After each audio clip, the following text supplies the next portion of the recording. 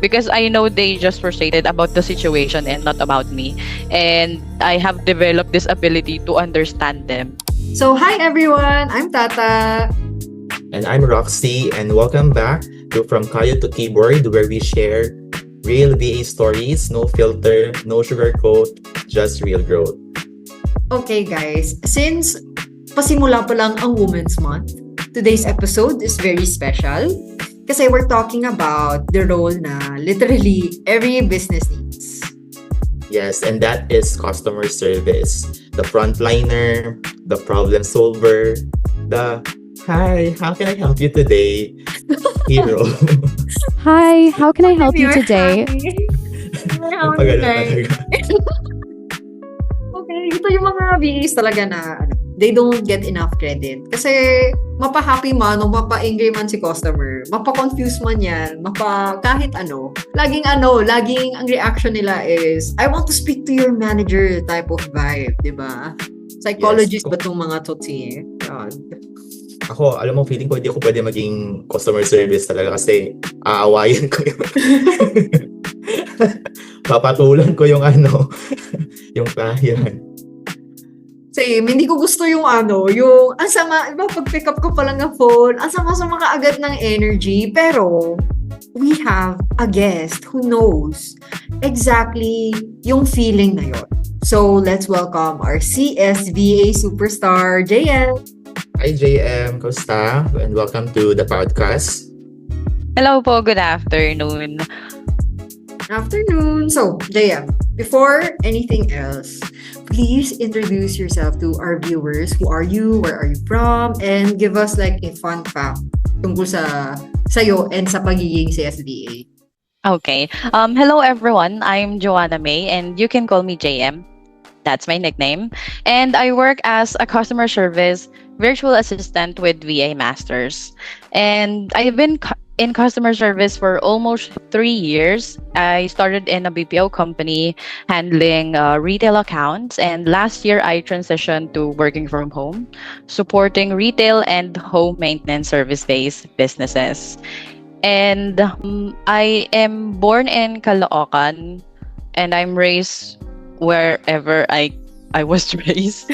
I don't have a really permanent, home po because I came from a very poor family, but that's too personal na. Fun fact about me. Anong zodiac mo? Ay, magandang usapan I'm yun. actually a Virgo po. Fun fact. Yeah, mahirap maging Virgo because you tend to be a perfectionist and Alright, so going back sa sinabi mo kanina na 3 years ka na sa yes po, Customer customer service? service. medyo matagal na rin, no? So, okay, first question, how did you even, get into the VA industry? Like, were you always planning to work from home or parang, yung destiny lang talaga nagdala sa'yo dito? Or parang nabigla ka lang? Actually, I think it's a combination of both po. I started in a BPO company. I actually was approved to do a work from home there. So I worked as a customer service for 1 year in 2023. And in the same year, I actually just noticed that I created my OLJ on the same year. So, nag-a-attempt na po talaga pumasok sa VA world. I actually applied to a lot of agencies that time. However, because the customer service kind of feels stagnant na to me after doing it for a year, parang hindi naman po sa based on my experience, kumbaga alam mo na yung pasikot-sikot ng customer service. And I really want to grow. And medyo na-postpone po yung pag-apply ko as a VA since I tried to apply being a trainer, which luckily I was approved and I was able to handle one class, which is also a very special experience to me because I was promoted as a trainer, a big responsible role within working in a year. Then after that, I was transferred to a retention department and eventually I had to end it because I think I'm not really, kumbaga po, nakuha ko na yung experience na kailangan ko. And then I started to submit those applications. So, destiny, I think yes po, but also the want, the urge to want to work Yes. from home. Again po, being an introvert, I tend to strive working from home. So, yeah. Ang galing naman. So, was it customer service talaga ba ang like first corporate job mo? How did you get into it, or before meron ka pang ibang niche? To be honest po, you might be surprised. My industry before is a factory worker because my sister used to, she worked around Toshiba po sa Santa Rosa. I only worked there for around 2 months because I think it's really not for me. Mm-mm. I feel really exhausted. Hindi po pagod yung mental ko, but the physical is really hard. And I also have relatives that's been introducing me to call center. And that year, na-finalize ko na po siya. So, that's where I started really. So, parang did you choose it, or feeling mo dahil sa madaming influence around you, you were able to see, kaya ko naman din yan eh. And ano kaya yung ma-advise mo sa mga listeners natin na bago sa BA na customer service? To be honest po, it's both from the influence. I really didn't think much of it. Pero po kasi essential part din po na malapit siya sa bahay namin before, and I really need to do the job so I can, help my family with their finances. And then ano nga po yung second question niyo? Sorry. Like, bigyan mo ng idea yung mga BAs natin na considering to go into customer service. What is it like? Or like yung feeling of starting? The feeling of starting is really humbling.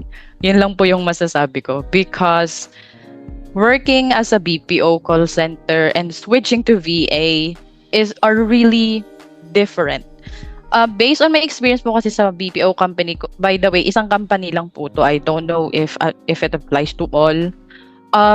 Customer service roles in a company, grabe po talaga yung workload. Like, kahit hindi na trabaho ng customer service, or siguro sobrang lawak lang po ng scope ng account namin, but Ilang calls usually yung naano mo doon? it actually depends po sa season. Sa amin po kasi home warranty siya sa US. So, kapag summer po, may tendency na sobrang dami ng calls, around 50 calls per day. But normally po, around 20 to 30 calls per day. Pero ano yan, like, may script ba yan? Or parang ano lang, natural lang talaga? During the training po, may script po talaga that will be given to you para po sa flow ng call. But while you're doing it every day, eventually, hindi mo na po kailangan ng script. Kumbaga, Sanay ka na. it will be planted in you na po. Yes. Galing. And ma-advise ko po sa mga nagbabalak to go into the VA world, if you're working in a BPO company, just get the experience that you need. Actually, 6 months is already fine, if I'm not mistaken. And if you think that you already got the experience that you need, you can build your online account like OLJ, Upwork, then you can apply na. And you can use that experience. Every experience is essential. Yun lang po. Yes, correct. Galing, oh. Kasi parang may goal ka talaga, which is becoming a VA. Pero since you want to try dipping your toes into CS, you join the company na malapit sa'yo. Talagang bigay ni Universe Roxy, no? Yes, the universe talaga yung nagpatong sa kanya. Oh, okay. So, since VA ka na and you're working from home, kamusta naman yung typical day mo as a CSVA? May script ka na bang pina-follow pa din? Is it still the same? Kamusta yung workload mo? And how is it different? I can say it's really different po. Kasi iba po talaga yung routine when it comes to working in the office. You need to wake up 2 hours ahead so you can prepare yourself. Unlike kapag VA ka, nasa bahay ka lang. And just to let the viewers know as well, the very tool that you need to start with is either a computer or a laptop. And I'm very thankful to my mom that she gave me a computer. Um, Anyways, sobrang different po talaga. It made my life better. Um, Kasi po, kumbaga, it's really convenient. Not in your daily life, but as well financially. Kasi po, kapag nag-office ka, kailangan mong mamasahe. Minsan, wala kang time mag-prepare ng baon mo. So, you really have to buy. And may peer pressures din when it comes to office mates. Syempre, hindi naman sila sensitive sa budget mo. Yung mga ganun po. At saka, yun nga, minsan may mga toxic din na tao. But when it comes to being a virtual assistant, you can control your own environment. Yun po yung pinaka essential thing that changed my life, and I can focus on the things that really matters to me when I switched to working from home and being a VA. Yes, that's nice. That's nice to hear. Agree ako dyan talaga na sa sa financial na part. Kasi parang no need ka na parang mag-commute, tapos makaka-save ka pa rin for your food kasi you can prepare lang din naman sa bahay. Okay, so punta naman tayo doon sa JM, sa pinaka... Wow! Kasi, binanggit mo kanina yung mamasahe. Tapos pumasok sa utak ko yung minamasahe. Tapos yun lang yung gusto kong masahe. Mamasahe ako ng... Masahista. Masahista. Masahista bigla. Sige, go ahead, Roxy. Hindi ko So, mabitawan kanina pa. Punta naman tayo sa pinaka interesting na part, like maybe can you share memorable customer interaction you've had? Like it can be good, it can be bad, na parang mapapasabi ka na ay grabe to ha, hindi ko makakalimutan tong experience na to. Parang ganyan. Is it for my work po, from my client, ganon? Yes. Okay. The memorable part after I working as a VA, actually, given the situation po pagdating sa sahod ng mga VAs, as we may know, wala po tayong 13th-month pay.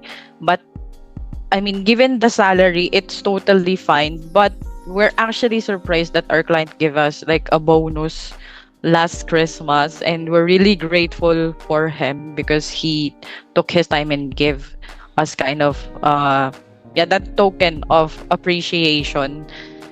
And also, this is not from me, but this is from one of my colleagues. She was actually given a feedback by a director from a company because we didn't know that time that it was a director from a company and they have a positive experience with our company. So all of us cheered and congratulate my colleague because for us, it's normal to service a customer, but we're really shocked that this is a higher person. I mean, from CS to a director, it's really, fulfilling that we're doing a job, and ayun po, nakakuha kami ng ganong klase ng appreciations. So, sa dating work mo, walang ganon? Hindi mahilig mag-comment yung mga customer, ganyan? Meron naman po, but when it comes to company rewarding, I think they don't really focus on it. Depends on the account. Based on my experience po, during customer service week, nakatanggap po kami ng Yum Burger. Yun na po yun. Grabe. So, alam kong negative o positive yun. Oo nga, di ko alam kung happy ba It's really great po kasi siguro marami pong tao nagtitipid yung company, but yeah, we really just appreciate what they can give during that time. But comparison, yun lang po. From bonus and commendation to Young Burger Girl. Gusto mo ba yun? Nag-crave tuloy ako ng Young Burger. True. Sa pag-VA mo as a customer service niche, may customers pa ba na they're screaming, they're challenging? May ganun pa ba? Irate customers. Yes po. Of course, hindi naman po yan maiiwasan. But working as a customer service representative, I think I have this very, very long patience when it comes to this type of customers. And nagugulat na lang din ako minsan, they tend to cool off. Sometimes they want to scream, where are the technicians? Where's my service? Where's my money? And they tend to curse you. And practicing patience working as a customer service, I think I've mastered controlling my emotions because I know they just frustrated about the situation and not about me. And I have developed this ability to understand them, which is also great because they tend to galit pala ako. Medyo OA pala ako sa part na yun. So, tapos sasabihin na nila, sige, nasa na ba kasi yung pera ko? Nasa na yung technician? Ganun na po siya ngayon. So, I think, I'm proud to say I'm really good at doing, or having that kind of patience when it comes to customers. Kwento kami. Bigyan mo naman kami ng chika dyan. Like, ano yung customer na, ano ba naman to? Parang,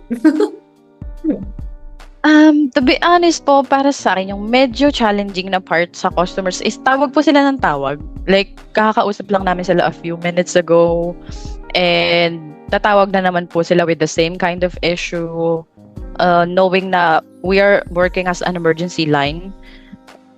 To be honest, minsan po I tend to just let them hanggang sa ma-realize po nila na wala talaga pong magagawa. Maghintay at maghintay. So, Yun lang po talaga eh.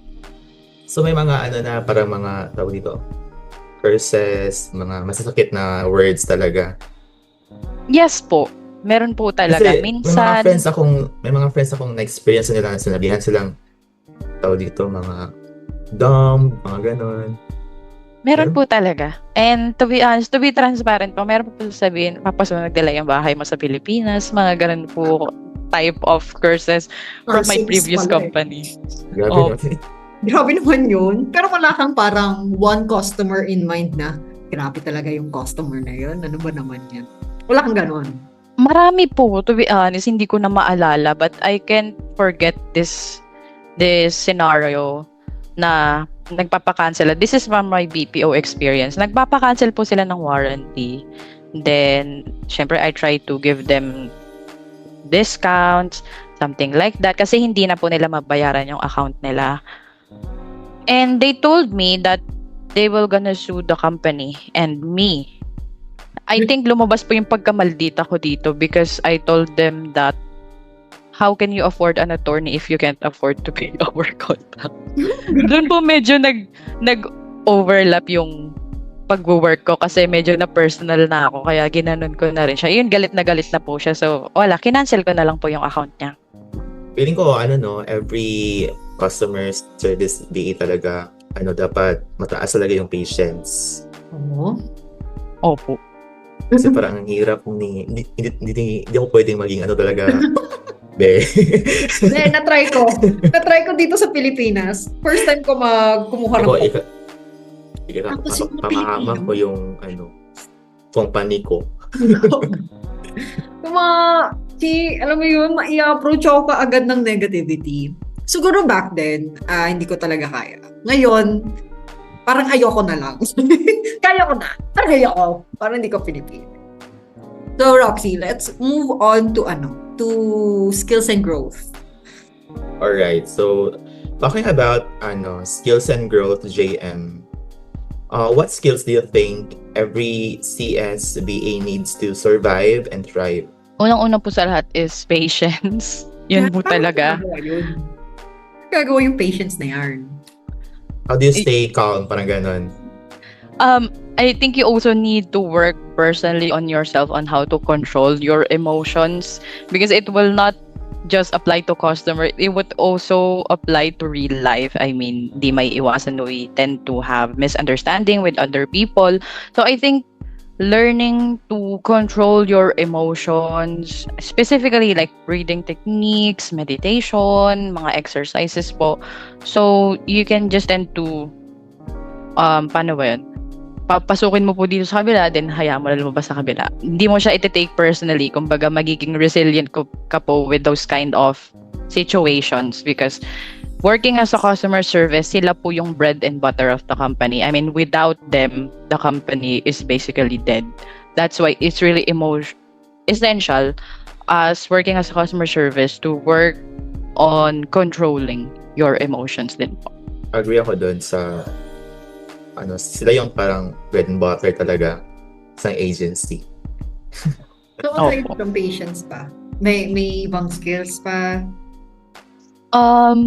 I think also you need to have the ability of, or you need to be adaptive when it comes to situations. Kasi po, not every call is the same. Basically, you can adapt so you can look to other options. Minsan kasi akala mo alam mo na, pero dahil naka-fix na yung mindset mo doon, you tend to be fixated on this solution. Pero hindi naman pala yun yung kailangan nila. Minsan, most of the time, you need to be adaptive. So I think that's one of the essential skills working as the customer service. And when it comes to verbally naman po, to be honest, hindi ako ganito magsalita dati. Experience na lang din po yung, kumbaga, nagpatibay the way I talk, because syempre, doing it every single day, you tend to also absorb the customers, accents. I think it's also very essential po, like, it's based on the reality, they tend to be racist, especially if they know that they're talking to a non-American person. Malaysian. So yeah, I think working on your language and your tone and accent is very essential. It's actually optional, but it's very helpful when it comes to your work. Gusto ko yung pa-accent dapat. Dapat makopy mo yung mga accent ng mga black American. Mga ma'am, mga ganun po. Yung mga May napanood pa naman ako, parang series siya na tungkol sa pagiging call center agent. Tapos yung floor above them, mas magaling na CS. So sila, tinitrain sila per accent. So pag Southern, ganyan, tinitrain. Paano yung mga yung mga Indian? Naka-encounter ka na? Opo, actually, hindi naman po puro Americans din ang nasa ibang bansa eh. Actually, meron nga rin po Chinese, meron din po, magugulat po kami, kapwa Pinoy din po, bigla magtatagalog, pipilitin ka magtagalog. Minsan default na lang po kung ano yung sa tingin yung babagay. Kaya nga po din po pasok yung adaptability, kasi hindi lang isang accent gamit mo, depende rin sa kausap mo, parang ganun po. So, meron ka bang skill na super weak point mo dati na through customer service, nag-level up ka? Yes po, absolutely. I think it's about the confidence po when it comes to language and tone, because last year when I tried to clean up my gallery po, nakita ko yung humble beginnings ko doon, and sobrang po talaga, like ngarag ako mag-English, like, hello, how can I help you today? Mga ganun po. Tapos minsan nauutal-utal, mga ganun po. Yung mga humble beginnings na sobrang proud ako to where I am right now. Yeah, girl. Love your voice. Ganda! Thank you po. Okay. So, JM, in your experience, di ba kasi you worked with a direct client before and also this VA agency. What are these clients looking for, knowing na madami talagang customer service agent niches dito sa Pilipinas? My first client po, it's actually a different line of work because that's outbound. And surprisingly, mga clients po, hindi po talaga sila mahigpit. As long as you get the job done, hindi sila tulad ng BPO setting na need to report to your TL, you need to do this, you need to do that. As long as you get the job done. But, yun lang po ang masasabi ko. As long as you get the job done, you will not hear anything from your client. Since we're talking na about clients and paano ka nakaland dito, what do you think made you stand out? What do you think got you hired? I think first of all, from the start po talaga, I work with integrity. Whether no one is looking, I still do my job. Not just the average job, but I do my very best. Like, hindi ako papayag na ito lang yung gagawin ko. What's that word? But I just don't do my job on the average. I do my job well.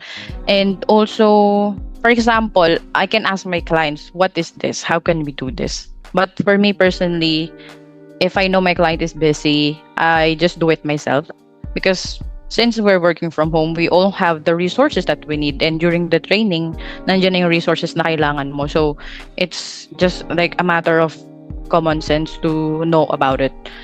Unless it's a really hard question. And yun lang po. To be honest, medyo challenging po yung client ko nung una because switching from Americans to English or UK clients is really hard din po. So, ayun po. Nung una, sobrang hirap kami sa kapal ng accent ng mga taga-UK. Like, hindi namin maintindihan. Like, yung hello po nila is hello. Mga ganong bagay po. Like, Hello. like meron po yung mga Scottish. So, over time, nag-adapt na lang din po kami. So, ayun nga po, adaptability, integrity, doing your job well. And yeah, I think that's one of the characteristics that really, made me thrive in this industry. Grabe, guys, take notes ha. Hindi nagsimula si JM ng ganun kaagad. It was like progress talaga. Yes, correct. How about during the interview, JM? Any tips sa mga viewers natin na nagpa-plan din mag-apply? Kasi madami din kinakabahan like paano sila sasagot sa mga questions, ano yung mga need nila i-prepare. And ako, before, ganyan din ako dati. Sure po. Any tips na pwede mong ibigay for interviews? First of all, you need to be confident. Just, show who you really are. Don't be afraid. And when it comes to preparation, you need to be prepared. Not just 100% prepared. If you can, you need to be 500% prepared para wala silang masabi sa'yo. Like, you need to have this mindset that they can't say no to you. They can only say yes. Yes, absolutely. Mga ganun lang po. You need to be confident, prepare 500%, and yeah, perseverance. I think yun lang po talaga. How did you develop itong mindset mo? Kasi 'di ba, there are a lot of aspiring VAs right now na nadududa, na natatakot. Paano mo na-develop yung ganun mindset mo? Personally, personally po kasi talaga, lumaki kami sa hirap. I think that's one of the weakness that made me stronger now.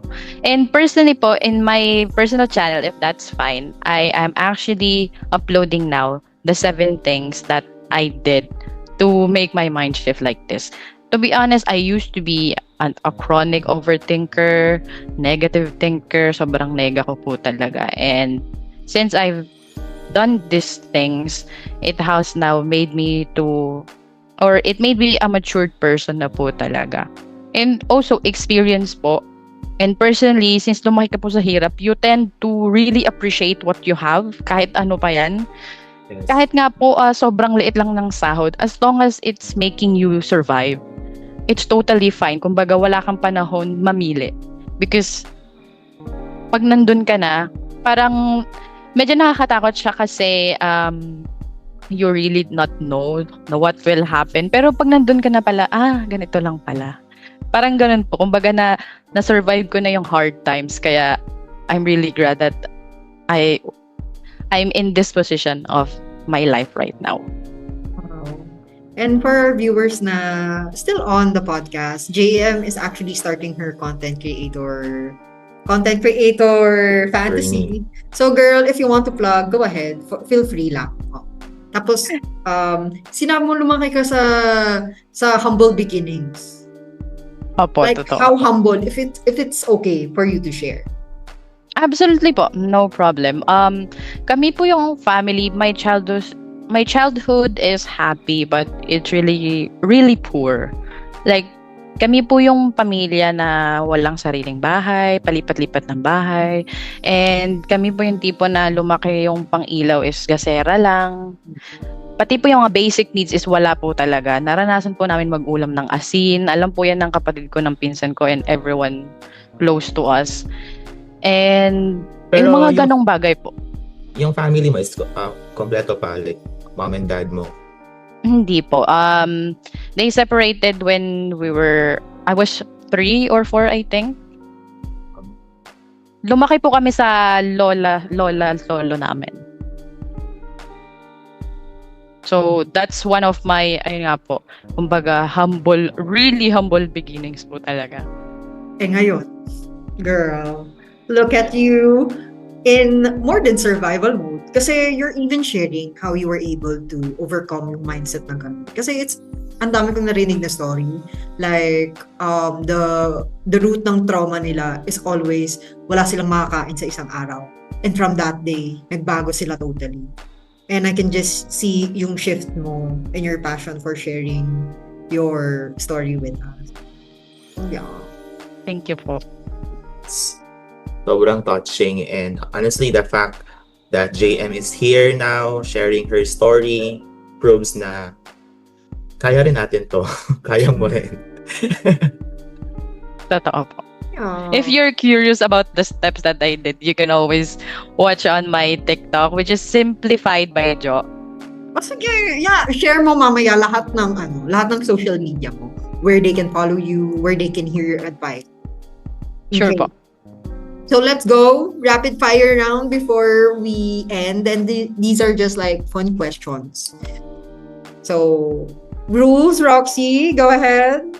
Alright, so rule is first thing that comes to mind, no overthinking. Let's go. So we will just ask you several questions, and kung ano yung first thing na comes to your mind, yun yung i-answer mo. Para siyang yung Candito Boy. Opo, Napas- pass Sex to. or chocolate? Alright.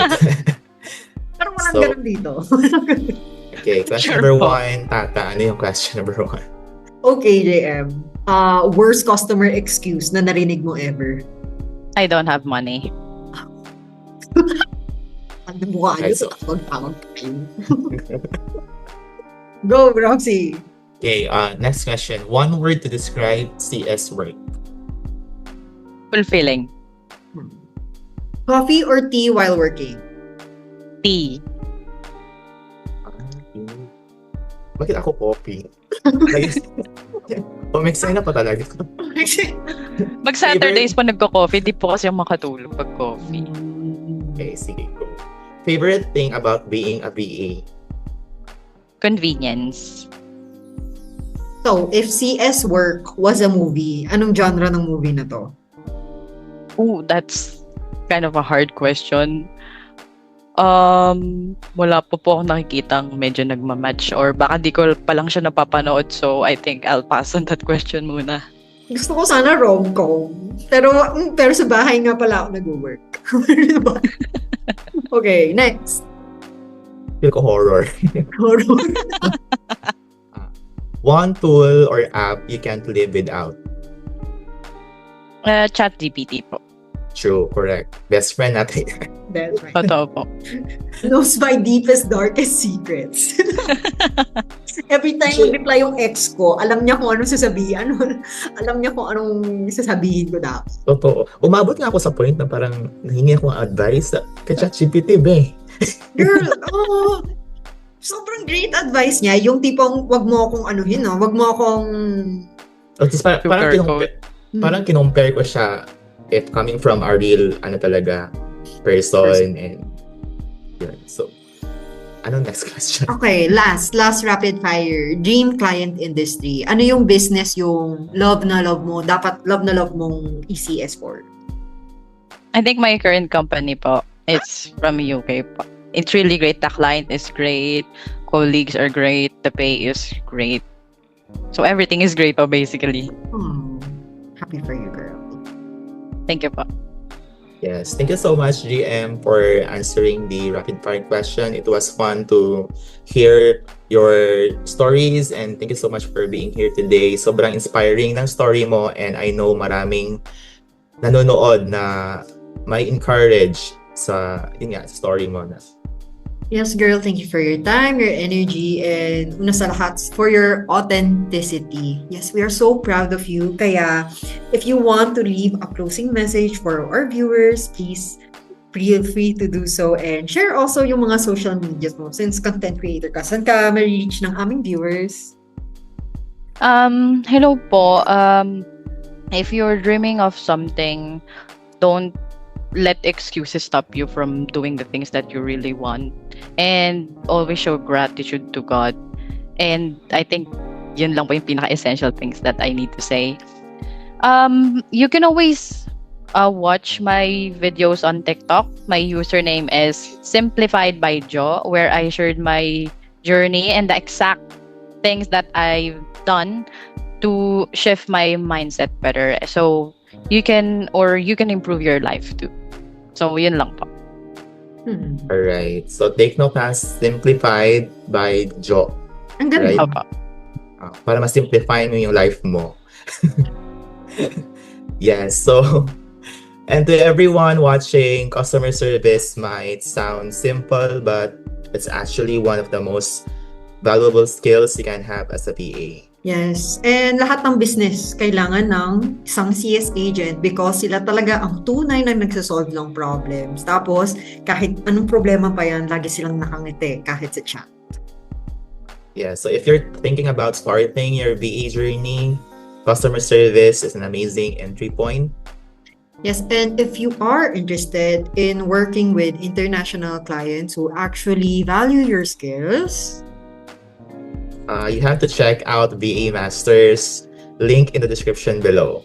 yes, guys. All right, that's it for today's episode. This is from Kayod to Keyboard.